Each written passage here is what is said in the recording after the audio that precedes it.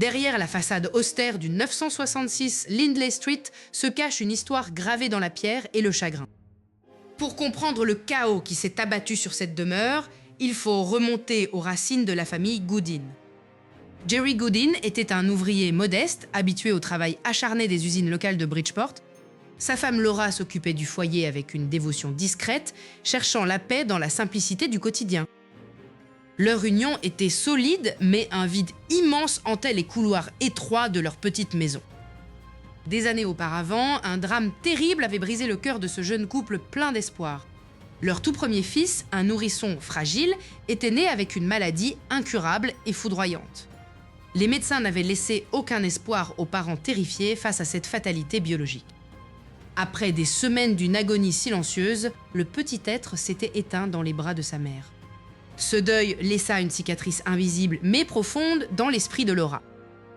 Jerry, quant à lui, s'enferma dans un mutisme lourd, subissant la douleur sans jamais l'exprimer. La maison du 966 Lindley Street fut achetée peu après dans l'espoir de prendre un nouveau départ. C'était un bungalow modeste, similaire à toutes les autres habitations de ce quartier ouvrier de Bridgeport. Pourtant, dès l'emménagement, une atmosphère étrangement lourde semblait peser entre ces murs. Les pièces étaient petites, confinées, piégeant le moindre bruit à l'intérieur de la structure. Le couple tenta de combler le vide en installant les meubles de leur ancienne vie brisée. Chaque objet rappelait cruellement la perte de l'enfant qui n'aurait jamais la chance de grandir ici. Des semaines passèrent, teintées d'une routine morne et d'une tristesse qui refusait de s'effacer. C'est durant l'hiver que les premières anomalies discrètes commencèrent à se manifester dans la maison. Laura remarquait parfois que de petits objets changeaient de place sans aucune explication logique. Une brosse à cheveux posée sur la commode se retrouvait inexplicablement sur le sol de la pièce. Pensant à des étourderies causées par sa propre fatigue, elle ne prêta d'abord pas attention à ces détails. Jerry attribuait quant à lui les légers craquements de la structure aux variations thermiques de l'hiver.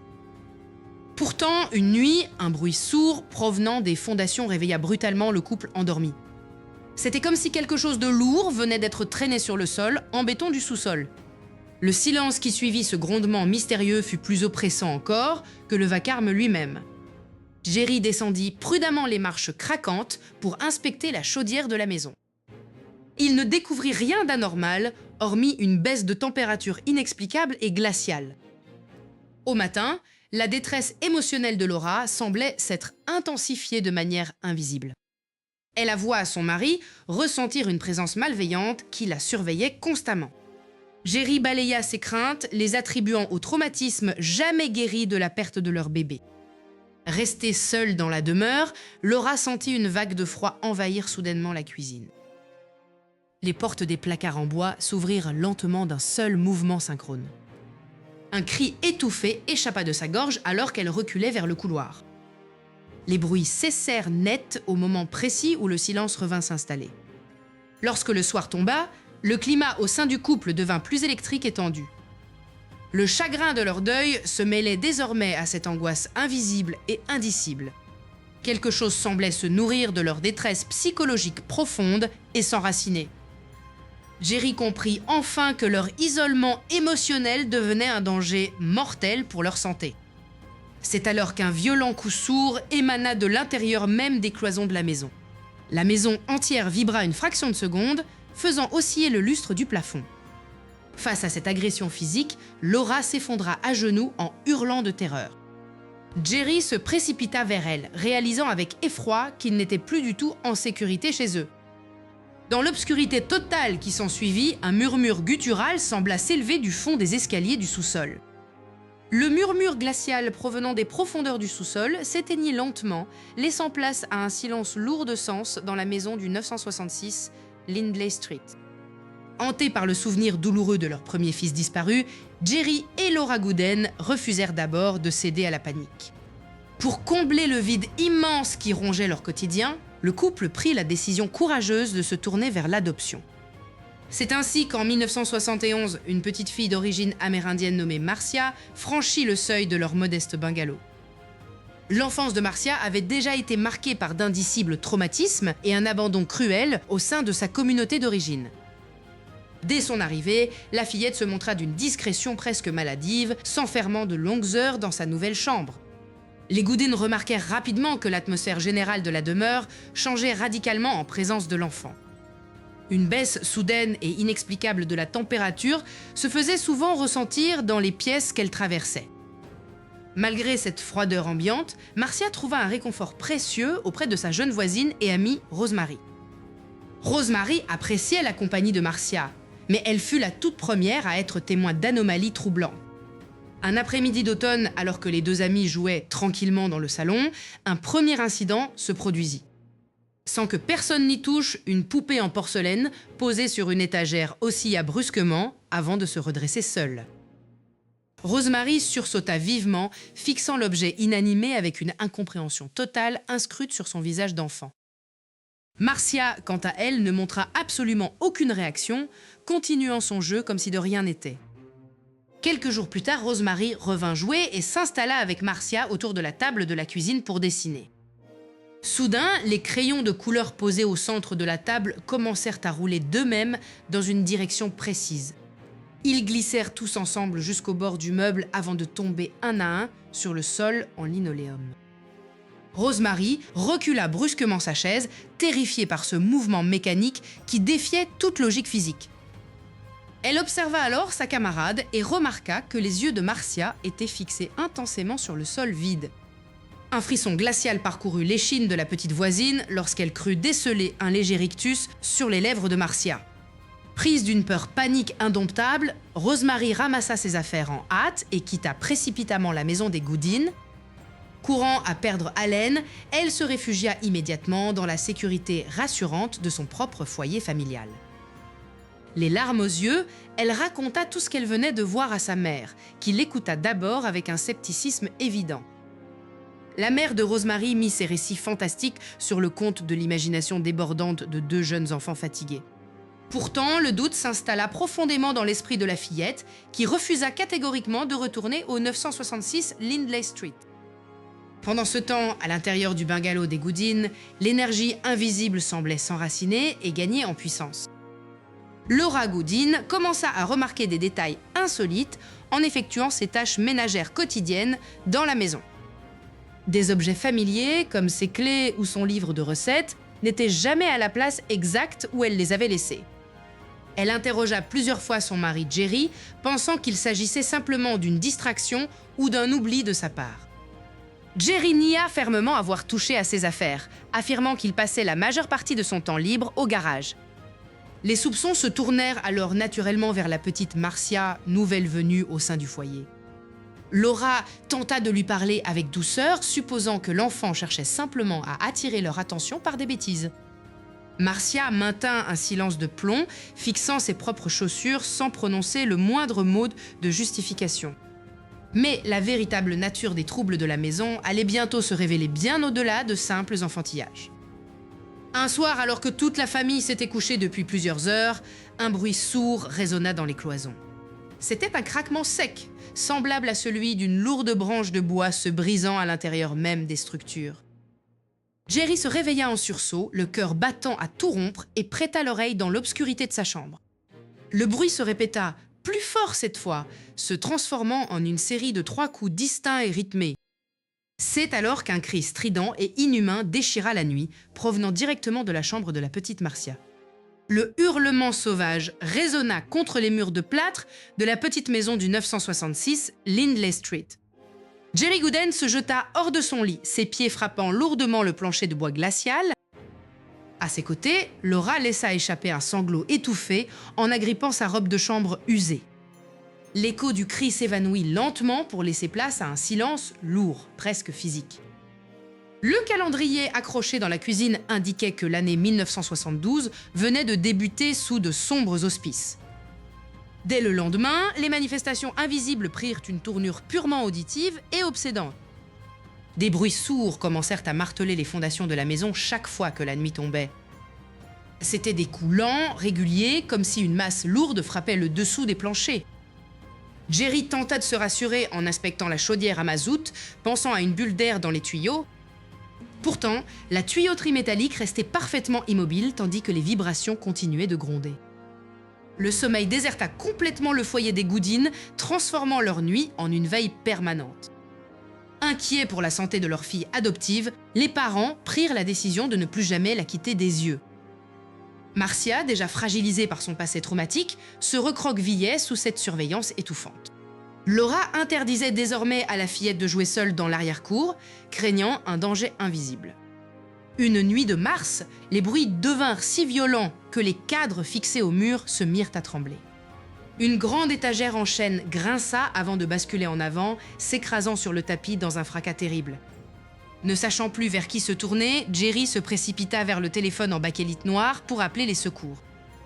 Au commissariat de Bridgeport, l'appel fut d'abord accueilli avec un scepticisme teinté de moquerie. Néanmoins, devant la détresse absolue de cet homme, une patrouille fut immédiatement envoyée sur les lieux. 2 officiers en uniforme franchirent le seuil du 966 Lindley Street, la main posée sur leur étui de revolver.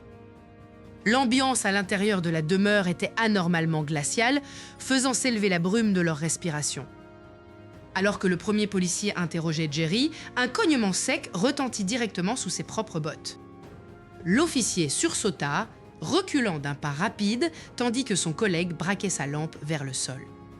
Les bruits semblaient se déplacer intelligemment, répondant par des coups distincts aux questions des hommes en uniforme. Soudain, une lourde chaise de la salle à manger glissa d'un coup sec sur le linoléum sans que personne ne la touche. Les policiers, figés par l'effroi, durent admettre que cette situation dépassait totalement leurs compétences rationnelles. Un rapport officiel fut rédigé dès leur retour au poste, consignant les faits paranormaux dont ils avaient été témoins. Cette fuite d'informations commença à attirer l'attention des voisins curieux qui observaient désormais la maison avec méfiance. Se sentant jugés et menacés, Jerry et Laura renforcèrent l'isolement de leur petite fille.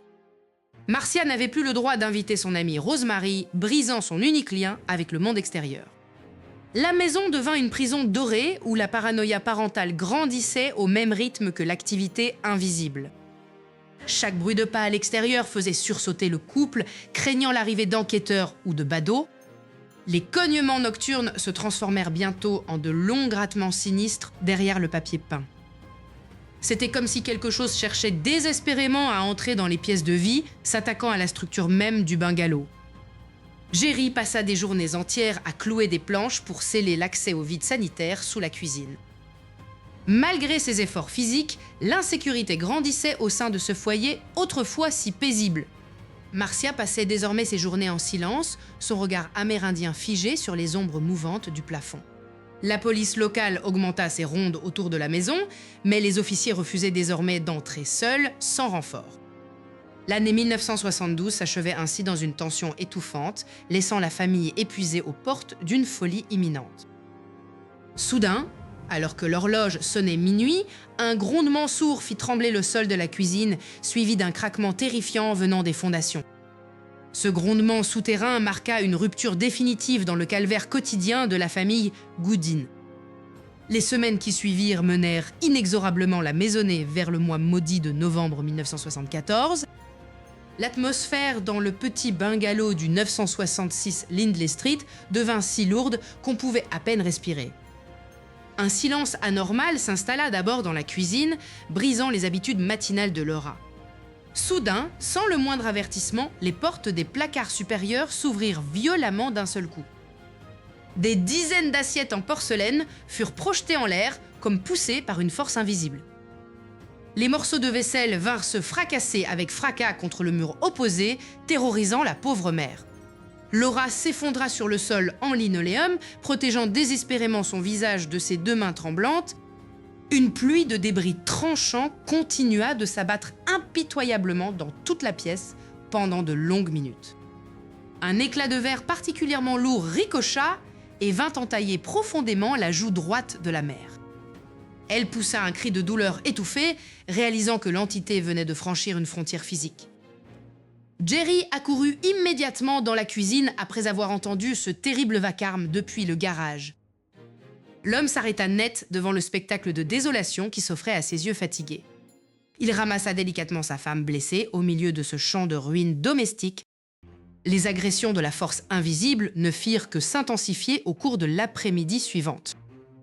Les lourdes chaises en chêne de la salle à manger commencèrent à léviter à plusieurs centimètres du sol.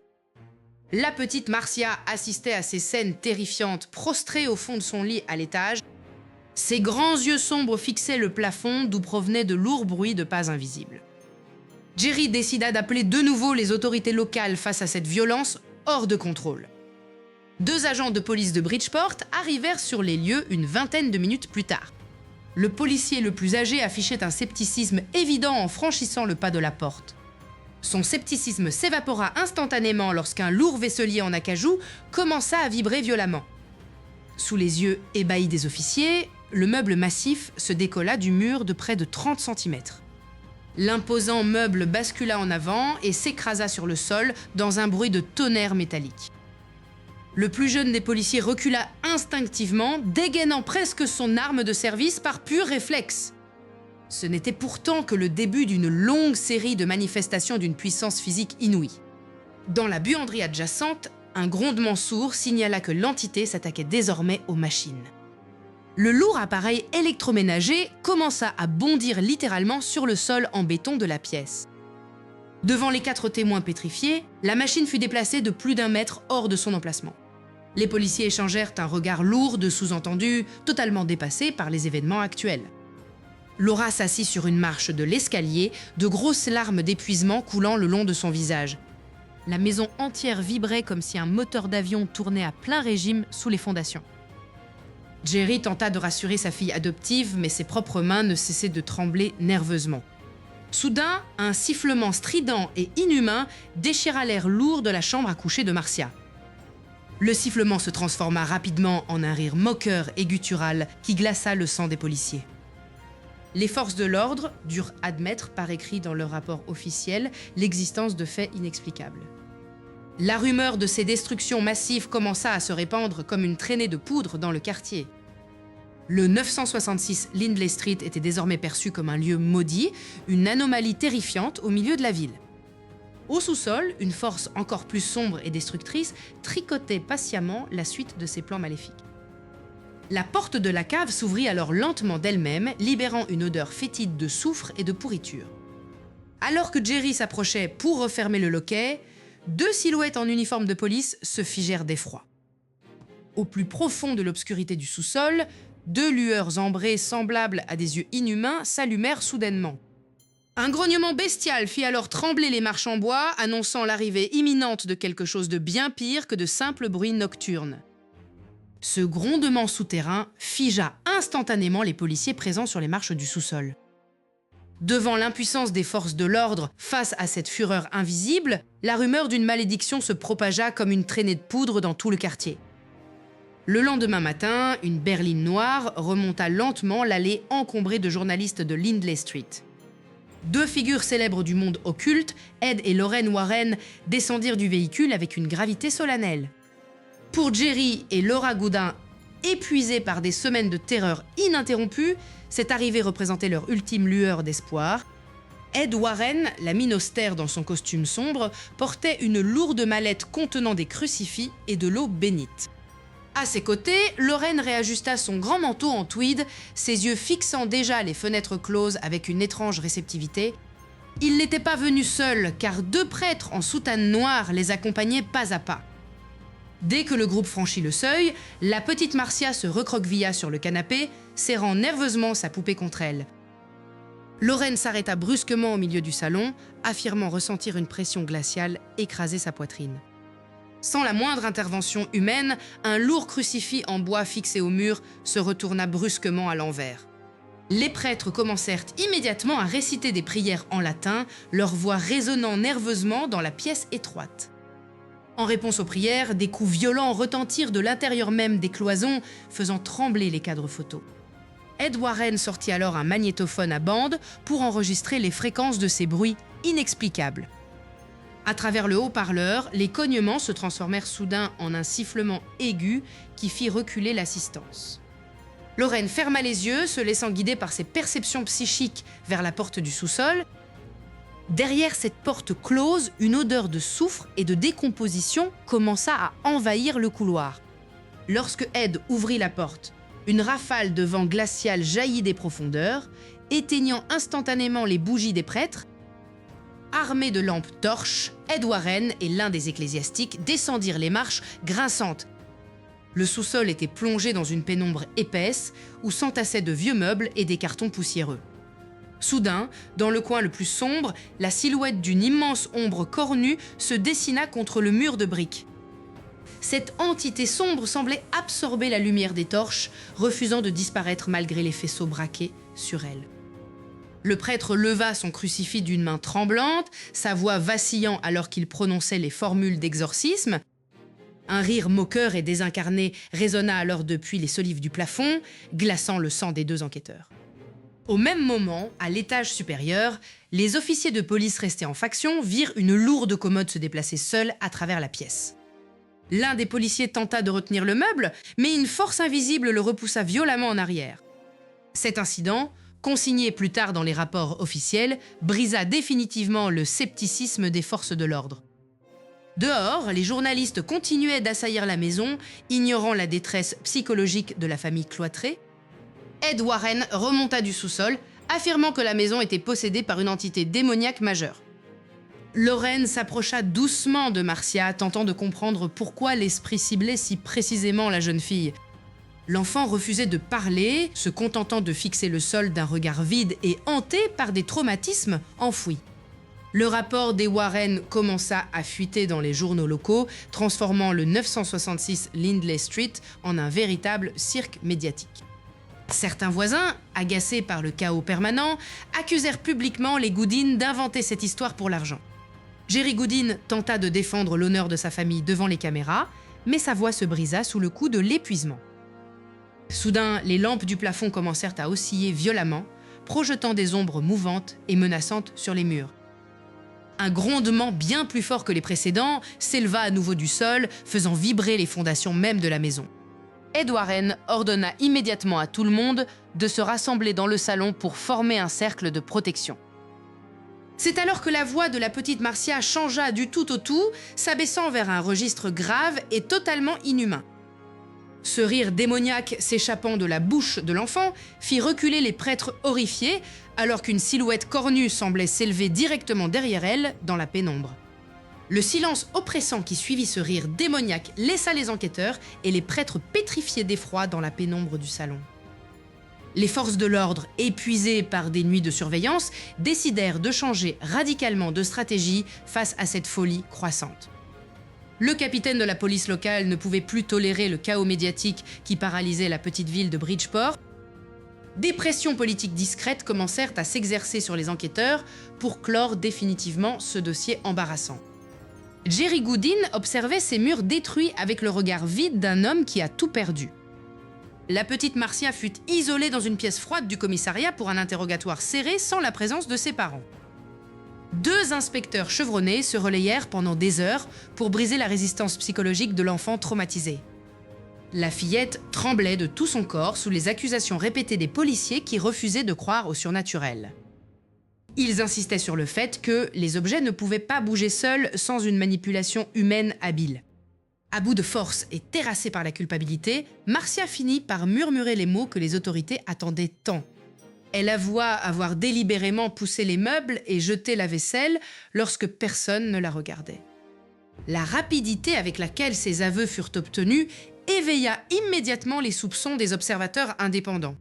Laura Goodin hurla à l'injustice lorsqu'on lui présenta le procès-verbal signé par sa fille adoptive. Les journaux locaux s'emparèrent instantanément de la nouvelle, transformant le drame en une vaste supercherie. Le titre placardé en première page humilia publiquement la famille Goodin devant toute la communauté de Lindley Street. Les voisins, autrefois terrifiés ou curieux, se détournèrent d'eux avec un mépris non dissimulé. La version officielle de la police stipulait désormais que l'affaire était classée comme un simple canular d'enfants malveillants. Pourtant, les officiers de police qui avaient vu de grands réfrigérateurs léviter sous leurs propres yeux gardèrent un silence coupable. Certains d'entre eux furent menacés de révocation immédiate s'ils continuaient à contredire la version officielle de la mairie. De retour dans leur maison profanée, la famille s'enferma à double tour pour échapper aux jets de pierre des passants. Les fenêtres furent condamnées par de lourds volets en bois pour protéger leur intimité brisée. L'isolement commença à ronger la santé mentale déjà fragile de Jerry et de son épouse. Marcia restait prostrée dans un coin de sa chambre, refusant de parler à quiconque depuis sa libération. Bien que le calme semblait être revenu en apparence, l'atmosphère de la demeure restait glaciale et viciée. Ed et Lorraine Warren tentèrent de revenir sur les lieux, mais se heurtèrent à la porte close de la famille traumatisée. Les médias nationaux finirent par se lasser et abandonnèrent Lindley Street pour d'autres scandales plus lucratifs. Le 966 Lindley Street devint une maison fantôme au milieu d'un quartier qui feignait de l'ignorer. C'est alors que, dans la solitude absolue de l'isolement, les véritables manifestations reprirent de plus belle en pleine nuit. Les aveux forcés de Marcia n'avaient fait qu'enrager l'entité invisible qui refusait d'être ainsi niée par les hommes. Un grondement sourd commença à s'élever depuis les fondations même de la structure en bois. Jerry se réveilla en sursaut, sentant le lit conjugal vibrer de manière surnaturelle sous son poids. Le lit fut soudainement soulevé à plusieurs centimètres du sol avant de retomber dans un fracas assourdissant. Laura commença à pleurer doucement, comprenant qu'ils étaient désormais condamnés à vivre cet enfer sans aucune aide extérieure possible. L'entité ne se cachait plus et semblait vouloir punir chaque membre de la famille pour leur trahison médiatique. Marcia vit ses propres jouets s'animer d'une rage destructrice, volant à travers sa chambre close. La petite fille comprit que l'entité ne la quitterait jamais, peu importe ce qu'elle dirait aux policiers. Soudain, une force invisible et surpuissante saisit Marcia par les chevilles et commença à la traîner vers la trappe du grenier. Ses parents se précipitèrent dans le couloir pour la retenir, luttant contre une gravité modifiée et hostile. La structure entière de la maison se mit à gémir sous la puissance de cette manifestation physique hors norme. Alors que les parents parvenaient à arracher Marcia à cette emprise, un visage monstrueux se dessina brièvement dans la poussière suspendue au-dessus d'eux. La poussière retomba lentement dans le salon après le départ précipité des policiers sceptiques. Le visage terrifiant imprimé dans les airs s'évanouit, laissant la famille Goodin face à un silence de plomb. Les rumeurs de supercherie se répandirent dans tout Bridgeport, transformant leur foyer en un objet de dérision publique. C'est dans ce climat d'isolement total que les scientifiques de la Physical Research Foundation décidèrent de franchir le pas de la porte. Le directeur de l'organisation, le célèbre parapsychologue William Roll, refusait de croire à la simple thèse du canular. Il installa méticuleusement des magnétophones à bande et des capteurs de vibration dans chaque pièce stratégique. Marcia restait assise dans un coin, observant ses nouveaux venus avec une méfiance indicible. Dès la première nuit d'observation, les aiguilles des appareils de mesure s'affolèrent sans aucune explication physique. Un lourd chandelier en bronze posé sur la commode commença à glisser lentement sous les yeux fixés des chercheurs. Contrairement aux Warren qui hurlaient aux démons, William Roll cherchait une explication rationnelle liée à l'esprit humain. Il commença à formuler la théorie de la psychokinésie récurrente, spontanée, centrée exclusivement sur l'adolescente. Selon lui, le traumatisme originel de l'adoption et la pression étouffante subie par Marcia généraient une force invisible. L'énergie mentale accumulée par la jeune fille se déchargeait violemment dans l'environnement sans qu'elle en ait conscience. Les aveux obtenus par la police n'étaient en réalité qu'une tentative désespérée de Marcia pour faire cesser la tension médiatique. La petite fille préférait passer pour une menteuse plutôt que d'être traitée de sorcière ou de monstre par le voisinage. Les analyses scientifiques confirmèrent que les mouvements d'objets suivaient une décroissance exponentielle par rapport à la position de Marcia. À mesure que la jeune fille comprenait le mécanisme de sa propre détresse, les phénomènes commencèrent à faiblir d'intensité. Mais les blessures psychologiques infligées à la famille Goodin étaient déjà trop profondes pour guérir. La ville de Bridgeport se détourna définitivement d'eux, les laissant seuls au milieu des ruines de leur réputation. Jerry Goodin perdit son emploi à cause du scandale, sombrant lentement dans une profonde dépression. Sa silhouette autrefois robuste s'affaissa, rongée par la honte et le souvenir des nuits de terreur. Laura, épuisée par la maladie cardiaque qui la guettait, s'enferma dans un mutisme quasi total. La maison du 966 Lindley Street devint une prison dorée où plus personne n'osait s'aventurer. Les années passèrent et le grand tumulte médiatique de 1974 ne devint plus qu'un lointain souvenir poussiéreux. Marcia, dès qu'elle en eut l'âge, quitta précipitamment le domicile familial pour tenter de reconstruire sa vie loin du cauchemar. elle changea de nom pour effacer toute trace de son passé liée aux dossiers paranormaux les plus sombres. Les vieux parents restèrent seuls dans le bungalow vide, hantés par les échos des bruits qui n'existaient plus. En mai 1993, le cœur fatigué de Laura Goodin cessa définitivement de battre dans cette même maison. Jerry enterra sa compagne de toujours dans la plus stricte intimité, sans qu'aucun voisin ne daigne venir se recueillir. Désormais unique gardien des secrets du 966, le vieil homme passa ses dernières années dans un dénuement complet. Il s'éteignit à son tour quelques années plus tard, scellant à jamais le destin de la famille originelle. La maison fut vendue à de nouveaux propriétaires qui affirmèrent ne plus jamais avoir ressenti le moindre trouble parapsychologique. Cela prouva définitivement la justesse des conclusions du docteur William Roll sur la nature humaine des phénomènes. L'entité n'était pas un démon venu de l'enfer, mais le cri de douleur invisible d'une enfant brisée par la vie. Le dossier Warren conserva précieusement ses notes sensationnalistes, occultant la tragédie humaine derrière le mythe. Aujourd'hui encore, le petit bungalow de Lindley Street se dresse fièrement sous les arbres du Connecticut. Les passants ignorent souvent les drames terrifiants qui se sont joués derrière ces murs blancs dans les années 70. L'histoire du 966 Lindley Street demeure le témoignage ultime des mystères insondables de l'esprit humain face à l'adversité. Elle rappelle que la véritable terreur naît parfois des blessures cachées de notre propre âme. La paix est enfin revenue sur Lindley Street, scellant définitivement les secrets de l'entente oubliée.